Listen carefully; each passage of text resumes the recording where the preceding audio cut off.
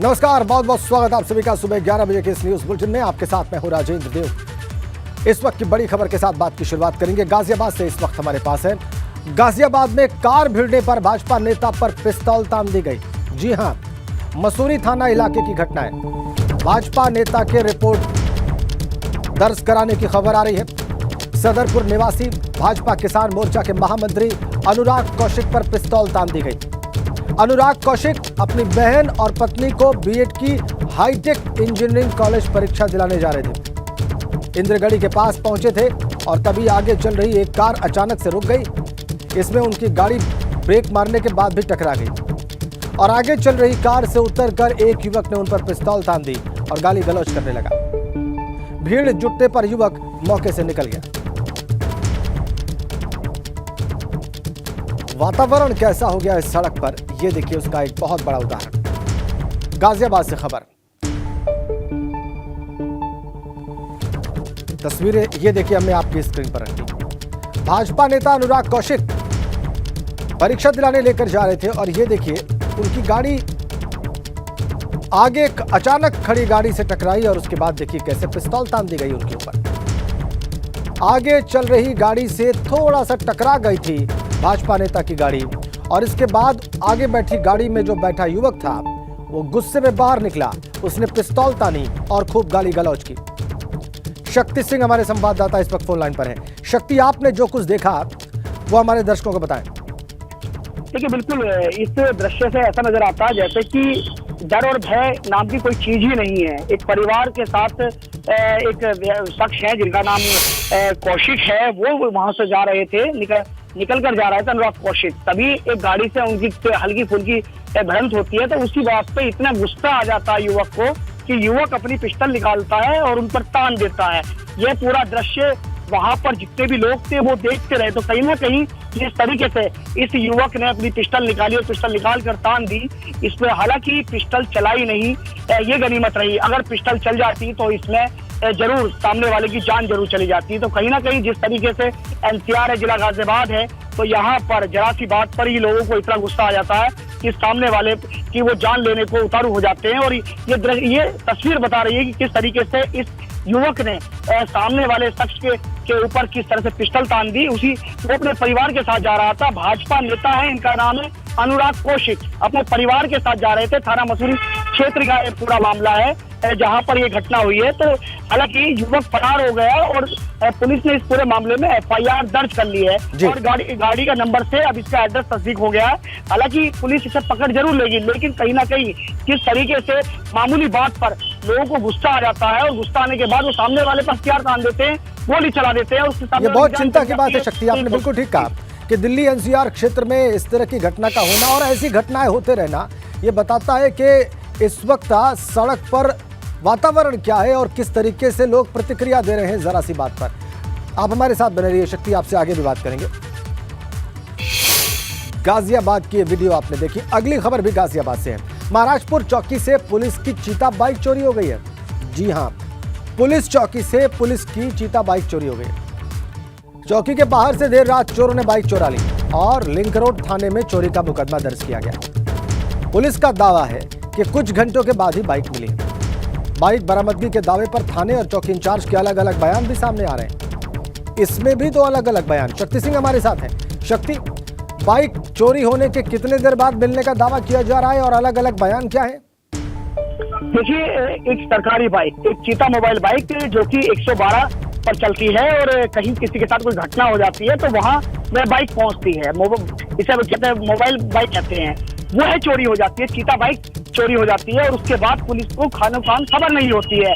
अब इसमें पूरे मामले में एफआईआर तक दर्ज हो जाती है। तो आप ही सोच सकते हैं कि समझ सकते हैं राजेंद्र जी कि किस तरीके से बाइक चोरी हुई है, वो भी सरकारी बाइक चोरी हुई है। तो पुलिस के हाथ पांव फूलते हैं, उसके बाद ही एफआईआर दर्ज हुई। हालांकि बाद में पुलिस जब बाइक बरामद हो जाती है तो पुलिस अपनी जान बचाने के लिए ये कहती है कि बाइक चौकी के पीछे थी। अब सोचने वाली बात यह है कि चौकी के पीछे बाइक है और बाइक मिलती नहीं है और एफआईआर तक दर्ज हो जाती है और जिसके बाद ये बताया जाता है कि बाइक चौकी के पीछे थी। तो कहीं ना कहीं जिस तरीके से ये बाइक चोरी हुई, उसके बाद टीमें गठित की गई। बाइक अभी तक हालांकि जो पुलिस वाले हैं वो इस बात को दबाने में लगे हुए हैं कि नहीं बाइक पीछे थी, लेकिन सोचने समझने वाली बात है जिस बाइक की चोरी के बाद FIR तक दर्ज हो जाती है, आखिर उसे पुलिस दबाने में लगी हुई है। क्योंकि बिल्कुल, ये ज्यादा परेशान करने वाली बात है। बिल्कुल ठीक कहा आपने। किरकिरी से बचने के लिए पुलिस अपनी ही चौकी के बाहर खड़ी बाइक को चोरी के मामले में दबाने में जुटी है। बहुत धन्यवाद आपका शक्ति। और अब बात करेंगे चंपावत में हुए हादसे की। लाइव तस्वीरें हम आपको दिखाने जा रहे हैं, कैसे हादसे का शिकार हो गई स्कूल बस आप देखने जा रहे हैं। ये देखिए आप, एक्सक्लूसिव तस्वीरें आप देख रहे हैं। चंपावत में, टनकपुर में, किरोड़ा नाले में गिरी स्कूल बस का वीडियो सामने आया और इस वीडियो में साफ दिख रहा है कि पानी के तेज बहाव के चलते बस का बैलेंस बिगड़ा और वो सीधे नाले में जा गिरी। स्कूल बस पानी के तेज बहाव के चलते बह गई। एक बार फिर से आप देखिए, पानी के तेज बहाव के चलते ये स्कूल बस कैसे बह गई, ये आप देखिए। यहाँ गहरा बहुत है, उधर को जाओ।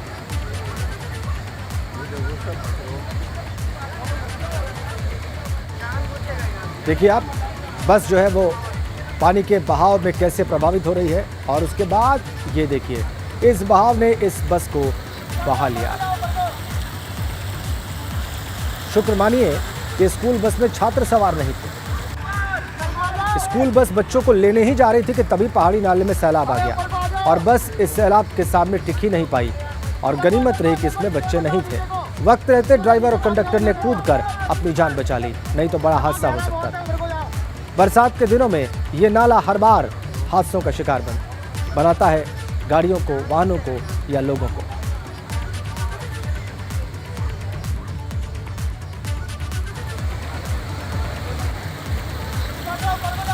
दो तस्वीरें देखिए आप, चंपावत की तस्वीरें हैं और तस्वीरें अपने आप में पूरा बयान है।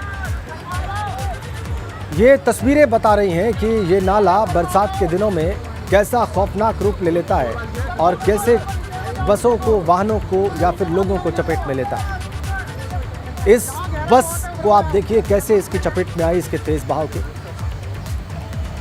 ड्राइवर और कंडक्टर ने वक्त रहते कूदकर अपनी जान बचा ली और बच्चे, शुक्र की बात है, बच्चे इसमें सवार नहीं थे।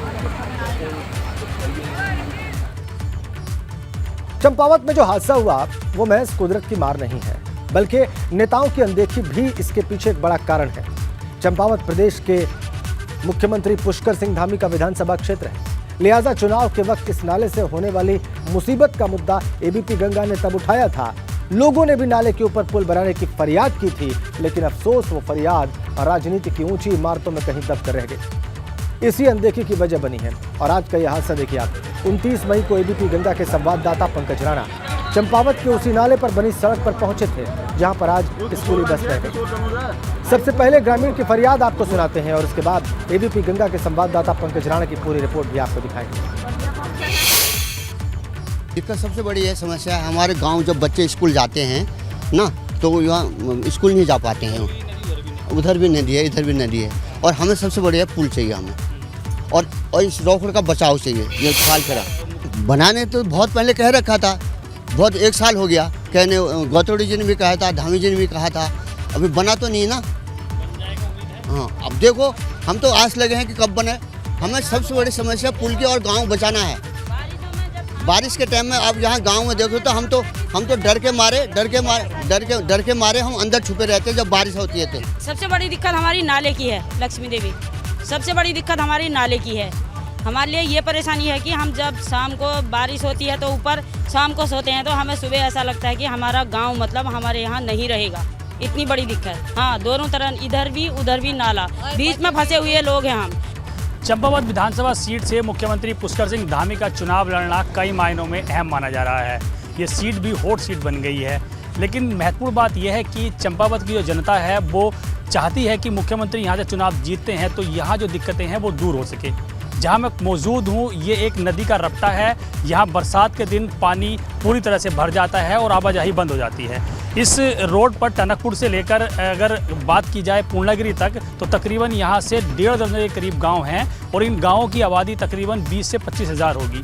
और ये आबादी बरसात के दिन में सबसे ज़्यादा परेशान रहती है, क्योंकि जो आप ये नदी देख रहे हैं ये गर्मियों के दिनों में पूरी सूखी नदी है, लेकिन बरसात के दिन में इस नदी में पानी बहुत बड़ी मात्रा में आता है। और जो ये नदी, ये पुल है, टेम्परेरी तौर पर जो पुल बनाया गया है, इसके ऊपर से पानी जाता है। यहाँ के ग्रामीण लोगों से जो हमारी बातचीत हुई है, उनका ये कहना है कि सबसे जो दिक्कतें हैं वो यही है कि जब स्कूल खुलते हैं और जब बरसात का वक्त होता है तो यहाँ पर उनके बच्चे कॉलेज नहीं जा पाते, छोटे बच्चे तो स्कूल ही नहीं जा पाते, क्योंकि इस साइड अगर आप देखेंगे तो ये जो गाँव है ये 2 नदी के बीच में घिरा हुआ गाँव है और इन नदियों पर पुल नहीं है। पुल ना होने की वजह से बरसात के दौरान इस गाँव का संपर्क टनकपुर से और दूसरे गाँव से कट जाता है, जिस वजह से इन लोगों को दिक्कत होती है। तो ये तमाम ऐसी महत्वपूर्ण चीज़ें हैं जो मुख्यमंत्री के यहाँ से जीतने के बाद पूरी होने की संभावना है। इन गांव के लोगों का साफ कहना है कि यदि सीएम यहाँ से चुनाव जीत जाते हैं तो उनको सबसे ज़्यादा जो उम्मीद है वो ये है कि इन तमाम रफ्तों पर जो नदी के रफ्ते बने हुए हैं, टेम्परेरी पुल बने हुए हैं, इन पर पुलों का निर्माण किया जाए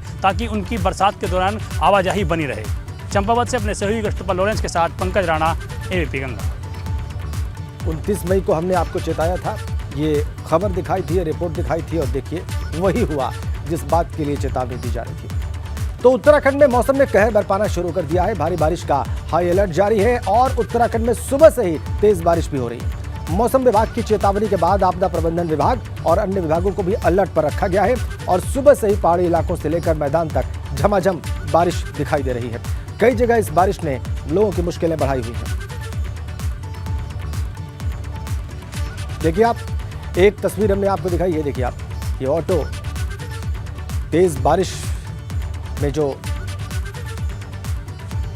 नाले उफनाए हुए हैं, जो नदियां उफनाई हुई हैं, वो क्या क्या कर रही हैं ये देखिए आप। जो नदी नाले सूखे पड़े रहते थे, इस बारिश की वजह से जरा उनका आप रौद्र रूप देखिए और जाहिर सी बात है कि इससे परेशानी कितनी बड़ी हो रही होगी इसका अंदाजा लगाया जा सकता है। उत्तराखंड में मौसम के हाई अलर्ट की चेतावनी के बीच पूरे प्रदेश में मौसम बदल गया है। देहरादून की तस्वीरें देखिए, किस तरीके से बारिश जो है की शुरुआत हो चुकी है और बारिश के बाद भी चाहे तमाम लोग हों वो सड़कों के किनारे रुके हुए भी हैं, क्योंकि बहुत ज़्यादा बारिश है। खासतौर पर 2 व्हीलर वाले लोग हैं जो सड़कों के किनारे इस तरीके से बारिश से बचाव के लिए रुके हुए हैं। इसके अलावा अगर हम बात करें तो झमाझम बारिश देहरादून और उसके आसपास के इलाकों में देखने को मिल रही है। लेकिन खास तौर पर अगर बात की जाए तो पूरे प्रदेश में आज इस तरीके की भारी बारिश का अनुमान मौसम विभाग ने जताया है और ऐसे में जो 7 जिले हैं उनमें आज ऑरेंज अलर्ट भी जारी किया है, जिसमें देहरादून है, हरिद्वार, पौड़ी, टिहरी और खासतौर पर कुमाऊं की तरफ अगर बात करें तो नैनीताल, उधमसिंह नगर और चंपावत, यानी कि ये 7 जिले आज मौसम के लिहाज से बहुत भारी हैं। और अगले 2 दिन की अगर हम बात करें तो 20 और 21 तारीख को रेड अलर्ट इन्हीं 7 जिलों में है, तो लोगों को बहुत ज़्यादा सतर्क रहने की सलाह भी मौसम विभाग ने दी है। ऐसे में जिस तरीके से मौसम बदला है उसकी तस्वीरें भी सामने आने लगी हैं और हम ये कह सकते हैं चाहे चंपावत में एक बहुत बड़ी जो है स्कूल बस की दुर्घटना होने से बची है, क्योंकि उस वक्त बस में बच्चे सवार नहीं थे। इसके अलावा पिथौरागढ़ में बात करें तो वहाँ से जो वहाँ की जो ग्रामीण सड़कें हैं उनके टूटने की खबरें अब सुबह से आने लगी हैं। और इसके साथ ही अगर बात करें तो जो मैदानी इलाके हैं, चाहे नैनीताल की बात करें, हरिद्वार, देहरादून, वहाँ पर जल भराव जैसी स्थितियाँ भी पैदा हो गई हैं। तो अभी 21 तारीख तक जिस तरीके का अलर्ट उत्तराखंड में जारी हुआ है उसको देखते हुए लोगों को बहुत ज़्यादा सतर्क रहने की सलाह मौसम विभाग ने दी है। उत्तराखंड में 4 धाम यात्रा और कांवड़ यात्रा दोनों ही चल रही हैं, दोनों यात्रा अपने चरम पर हैं। ऐसे में जो बारिश है उससे भूस्खलन, लैंडस्लाइड जैसी जो घटनाएं हैं उनमें बढ़ोतरी होगी और ऐसे में लोगों को यात्रा करने से भी परहेज करने की सलाह मौसम विभाग ने दी है। तपती गर्मी से राहत जरूर है, लेकिन जिस तरीके से मौसम का हाई अलर्ट है उसमें सतर्क रहने की भी आवश्यकता है। सहयोगी निशांत चौहान के साथ रवि कैंथुरा, एबीपी गंगा, देहरादून। तो चंपावत में एक हादसा होते होते रह गया, जान का कोई नुकसान नहीं हुआ, किसी की जान नहीं गई, लेकिन अब हम आपको कुछ तस्वीरें दिखाने जा रहे हैं। कुछ जगहों पर लोग खुद हादसों को न्योता दे रहे हैं। एक तस्वीर में आप देखिए, चंपावत की तस्वीर, इससे पहले भी हमने आपको दिखाई, स्कूल बस कैसे तेज बहाव में बह गई। दूसरी ओर आप देखिए कैसे हादसे को न्योता दे रहे हैं लोग। 2 तस्वीरों में हम आपको लोगों का न्योता दिखा रहे हैं जो हादसे को वो दे रहे हैं। कैसे उफनाए हुए पानी में वो बाइक चला रहे हैं, कार निकाल रहे हैं और अपने साथ किसी हादसे को इनवाइट कर रहे हैं, उसको न्योता दे रहे हैं। जो तीसरी तस्वीर है पिथौरागढ़ के दौलीगाड़ की है, नाले पर बना पुल टूट चुका है। वैकल्पिक पुल की व्यवस्था नहीं है। गाड़ियां पानी से होकर गुजर रही हैं और सवाल है कि हालात को देखते हुए भी सबक क्यों नहीं लिया जा रहा। आखिर क्यों लोग जानबूझकर हादसों को न्योता दे रहे हैं।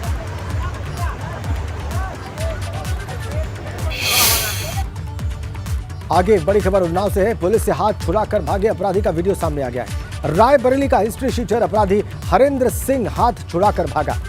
अपराधी भागा और पुलिस की टीम देखती रह गई। हिस्ट्री शीटर पर उन्नाव के बिहार थाना क्षेत्र में मुकदमा दर्ज है। बिहार थाना क्षेत्र के डिहवा गांव का ये सारा मामला। ये देखिए आप, अपराधी भागा और पुलिस की टीम देखती रह गई। हिस्ट्री शीटर पर उन्नाव के बिहार थाना क्षेत्र में मामला दर्ज है। उन्नाव से बड़ी खबर, पुलिस से हाथ छुड़ाकर भागे अपराधी का वीडियो सामने आया है। रायबरेली का हिस्ट्री शीटर अपराधी है हरेंद्र सिंह, पुलिस से हाथ छुड़ाकर भागा है। बिहार थाना इलाके के डिहवा गांव का मामला। पुलिस की टीम देखती रह गई, ये ज्यादा हैरान करने वाला है।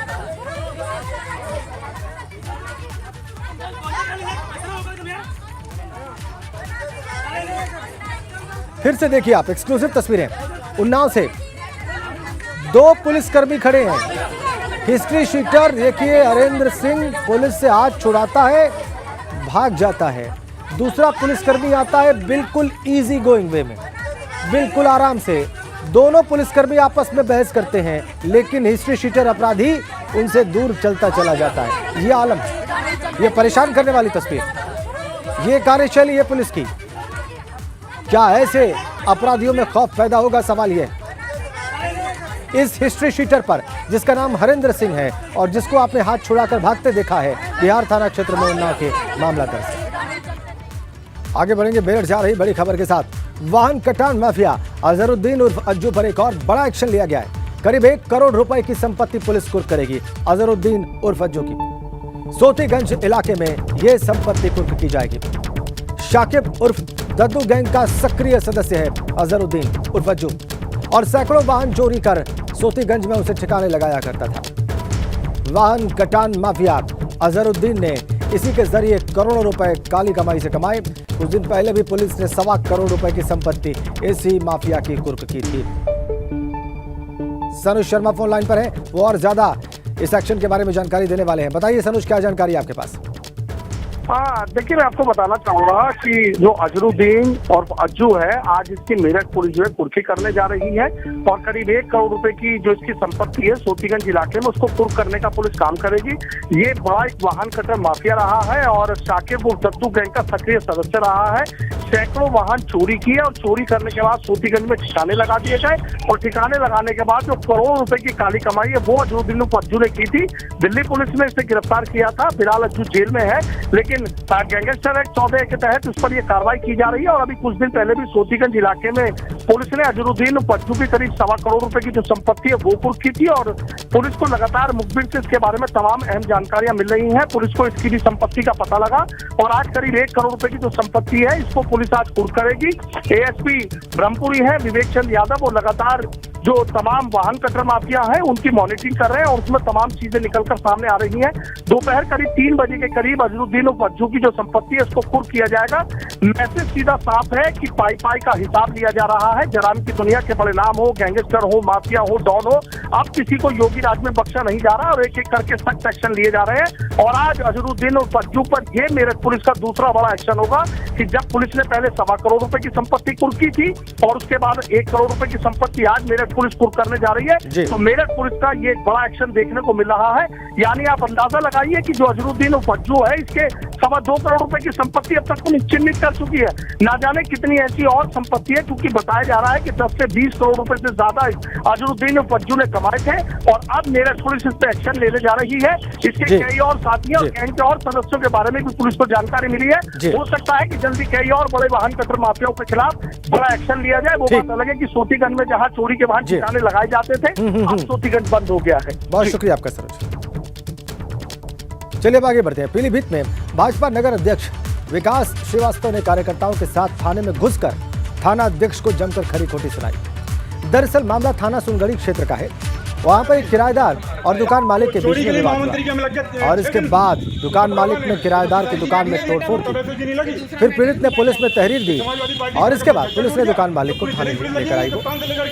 विवाद में पैरवी करने थाने पहुंचे भाजपा नगर अध्यक्ष विकास श्रीवास्तव ने थाना अध्यक्ष को फिर जमकर खरी खोटी सुनाई।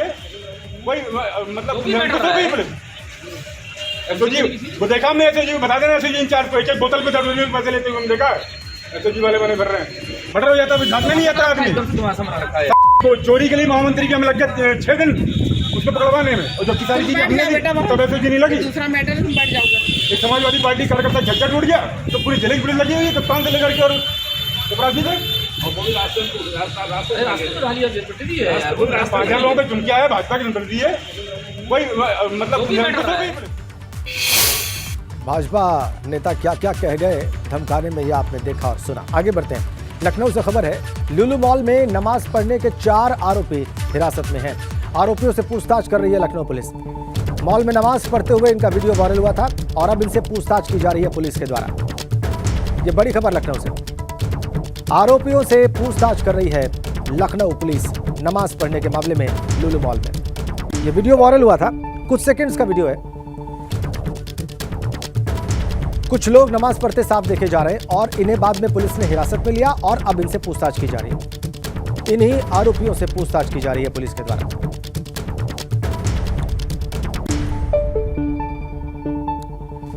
और आपको बताएं कि लुलु मॉल विवाद पर मुख्यमंत्री योगी आदित्यनाथ ने कल ही कहा था कि कानून हाथ में लेने वालों के खिलाफ कार्रवाई होगी। उन्होंने यह भी कहा कि यूपी का माहौल खराब करने की किसी भी तरह की शरारत को स्वीकार नहीं करेंगे। सार्वजनिक जगहों पर नमाज और पूजा नहीं होनी चाहिए।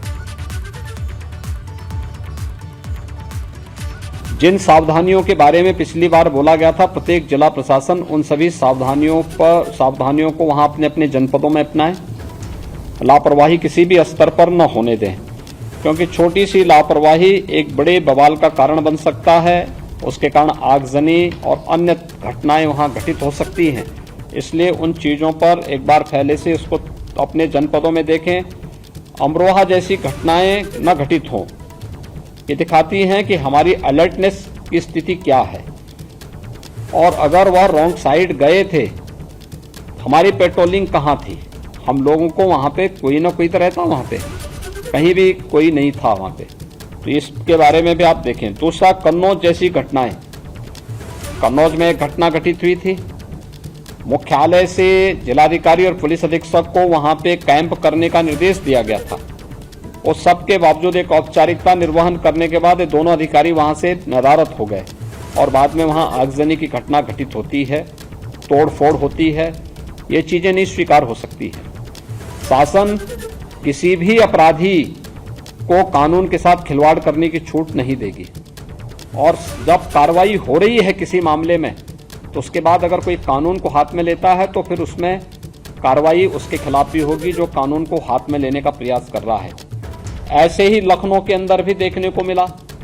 लखनऊ में एक मॉल खुला है, वह मॉल अपने व्यावसायिक प्रतिष्ठान को लेकर काम कर रहा है और उसको लेकर के राजनीति का अड्डा बनाना, अनावश्यक बयानबाजी जारी करना और उसके नाम पर फिर सड़कों पे प्रदर्शन करके लोगों के आवागमन को बाधित करना और बार बार लखनऊ के प्रशासन से कहा गया सबके बावजूद भी अराजकता पैदा करने और सांप्रदायिक विद्वेष की स्थिति पैदा करने का जो कुत्सित प्रयास हो रहा है, यहाँ पे लखनऊ प्रशासन को बहुत गंभीरता से इसको लेना चाहिए। इस प्रकार की किसी भी शरारत को स्वीकार नहीं करना चाहिए। सख्ती से ऐसे तत्वों से निपटना चाहिए जो अनावश्यक मामलों को बढ़ावा देकर के माहौल खराब करने का प्रयास करते हैं। बहुत सारे माध्यम हैं, अगर किसी को सूचना लेनी है वे सूचनाएं उन लोगों से जाके ले सकते हैं, लेकिन कोई हस्तक्षेप करके आवागमन को बाधित करेगा। मुख्यमंत्री ने कितनी कड़ाई से बात की इस सारे प्रकरण पर, यह भी अभी आपने देखा। और इसी के साथ उनके इसी बयान और इसी खबर के साथ इस बुलेटिन में फिलहाल इतना ही।